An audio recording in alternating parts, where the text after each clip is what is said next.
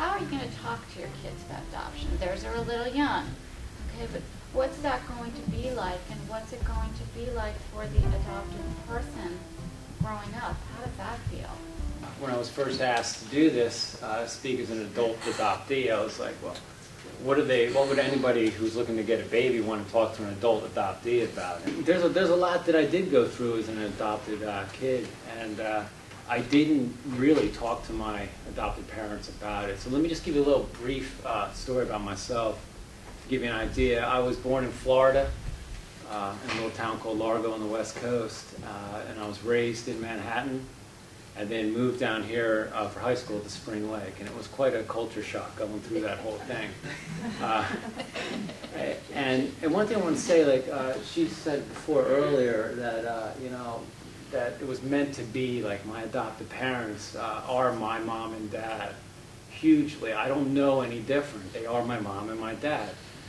We don't get to pick who our parents are, whether they're adopted parents or biological parents. We're here, and they were my mom and dad, and it was huge for me to let other people know that that's all I had. And every baby needs a mom and a dad, and my parents have been great. But growing up, a few things, like being adopted, you don't think any differently. I'm adopted, so what? These are my parents. But I didn't really notice a difference until we moved from Manhattan, which is such a diverse society, and the people I went to school with and who I hung out with, to Spring Lake, to my mother's side of the family, who would literally have been in that town for hundreds of years. All my cousins looked exactly the same. I mean, you could see a Patterson. You can pick them out of the town. I didn't look like them. I never felt comfortable at the family, whether it be Christmas, Easter. It's not like I felt uncomfortable. I didn't really feel like I fit in, but I never told my parents that. So as I got older, I stopped going to the family functions just because I didn't really feel like a Patterson, even though that was my mother's, the maiden side. I did. My father's side of the family, he came from a large family of Army brats. I felt they were so different. They all looked different that I felt more comfortable in that. So that was one thing I never did, feel too comfortable in some of the family functions, which something that you might want to think about. When every kid's different. That's just the way I felt about it. One of the burning desires of what I always wanted to know that my parents didn't have the information on was what nationality I was. And when I tell people that, they don't realize how important that is. Not so much in the city, but when I came down here, everybody I hung out with was Italian. I didn't know what it was. People ask me all the time. I always would say American. I had no idea. I had no idea. Then as I got a little older, everybody I hung out with was Irish. I was even in an Irish club. I didn't know if I was or not. I still don't know exactly what I am, but I'm really American because of how mixed I am. What else was there? My birthdays. We had spoke about this on the ride up here today. My birthday, I always wondered if my mother thought about me. What is she, thinking about me on my birthday? Because I always thought about her. Mostly it was, though, about the presents in the party and everything. That's really what a kid thinks about. But there was that time every morning on my birthday I woke up and said, I wonder if my mom's thinking about me. Meaning my birth mother. My mom's still my mom, but whoever had me, is she thinking about me? And later on in life, I found out she was. So growing up adopted, you don't feel any different, but there are differences. I didn't have any major problems. My birth parents, like I said, my dad right now is 83. My mom is 80, and they're awesome. They're still driving and doing all this stuff, and doing my dad does Tai Chi 3 times a week. So they're a huge part of my life. I still go over there for dinner a couple times a week. They are my parents. I don't remember when my mom told me I was adopted. I just always knew. And that was great for me. I would never have liked to have learned later on in life that what do you mean you're not my parents? I always knew. So that was good. I never knew who my parents were, but I always wanted to know. I wanted to know really what my nationality was. That was huge. But I wanted to know where I came from. I was able to find my birth mother. which was completely huge. I'm 42 years old this year, and to find out was awesome. And we've also found out, the first day, she lives in Florida. That's where I was born. And I don't know if you want me to go into detail about A little more. a little I think. more, yeah. Okay. It turns out that I have an older sister. I have a younger brother and a younger sister. They all live in Jacksonville, Florida, which is really cool, and I just started speaking to them. What happened is the first time I actually spoke to my birth mother on the phone was in the same week that my first baby was born. So I had all this emotion going on. It was really tough to handle speaking to my birth mother, having my first child, and then I still have yet to tell my mom and dad about finding my birth mother, because I just gave them their first grandchild at 83 years old, and you know, I don't want to push it at this point. But my baby's now 6 months, so we're getting to that point where I do want to speak to them about that. But you know, one thing I'd like to say, you know, adoption's changed so much since the 1960s. My birth mother was 19.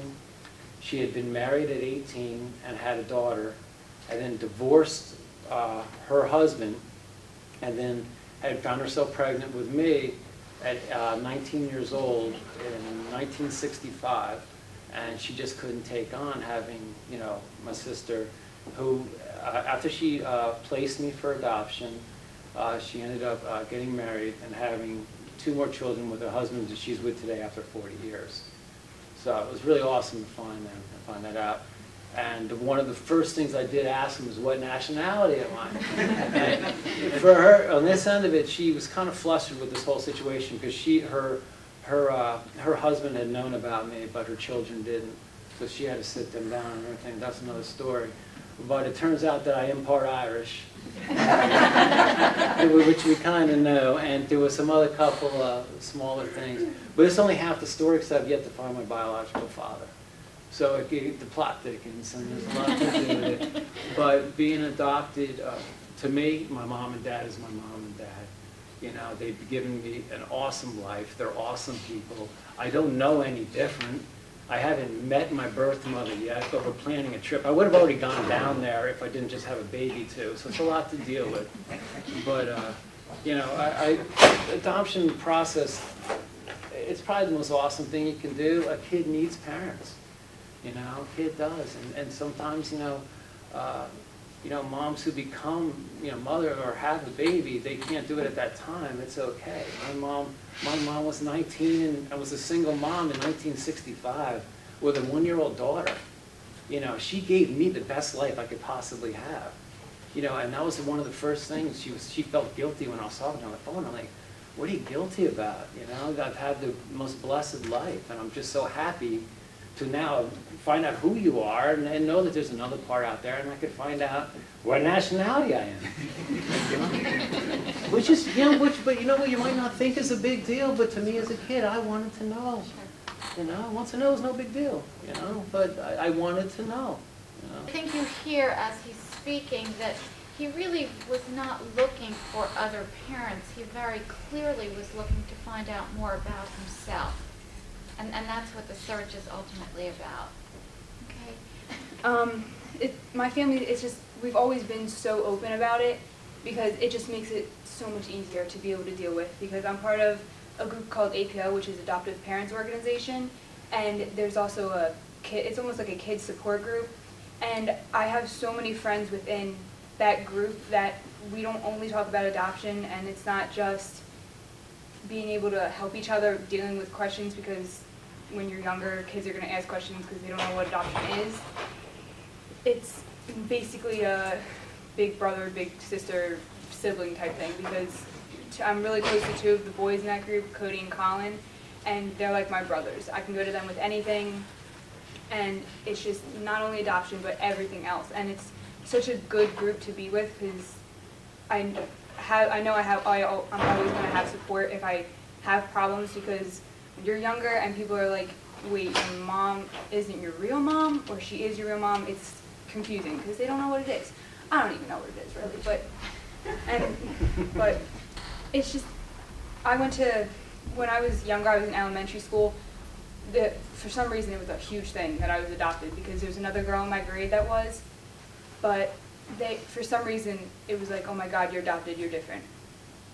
it's not really the case, because, yeah, being adopted is different, kind of, I guess, but it's always been part of who I am, so it doesn't really affect me, except for the fact that I've got 2 moms and 2 dads. So I've wanting to find my birth mom. I have a closed adoption, so I have to wait until I'm legal, which is only in 3 more years. But so I'd like to meet them, my parents, but I want to wait until I'm older. I'm out of college. I have a job, maybe even have a family, but I want to wait until I meet them because I want to know.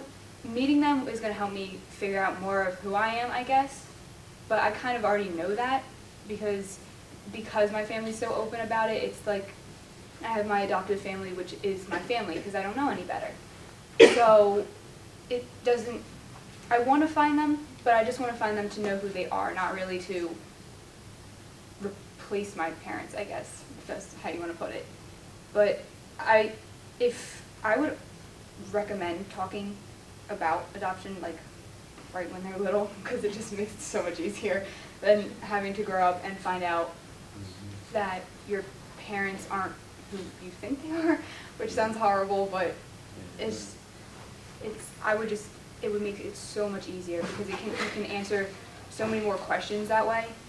And for the APO group, the Adoptive Parents Organization, the kids group, there's this whole program called Wise Up, and it's an acronym, and it stands for different ways of how you can answer questions about adoption for if you're a kid. And I cannot tell you how many questions I got. I cannot tell you how many. Whether it's, oh, you didn't come out of your mommy's tummy? No, I didn't. I came out of somebody else. I don't know who she is, but I got so many questions, and I found them hard to understand because I didn't know the answer. But I couldn't answer a question that I didn't know, and this support group helped me be able to explain that I didn't know the answer, and if I did know the answer, if I wanted to tell them or not. Because it's kind of a personal thing since it's like the biggest part of who I am, but I've always been extremely open, so can't get me to shut up half the time. But so, anything else I'm talking about? Well, Lindsay's bringing up a really important point that by virtue of being adopted, the children are often expected to be experts on adoption. And they're just learning themselves what it means and more importantly, what it means to them. So, you know, she's bringing up that they will be interacting in the world. And by talking with them at home, you're arming them with tools to get out there. And either, the Wise Up thing is, it stands for, the W is walk away, okay? And that only feels good if that's your choice, okay? The I is, it's private. The S is share something, which may be something personal. And the E is educate. This is what adoption is. And by taking a class like that or being with peers who have that, she learns then how to handle it out in the world, which is another issue that adopted children deal with, particularly in transracial adoptions, or as Lindsay points out, maybe her redheaded sister gets more questions. Okay, but this is all part of your becoming a family through adoption. Okay? And I hope that you're getting a good picture here. You will have a chance to ask both Jim and Lindsay some more questions.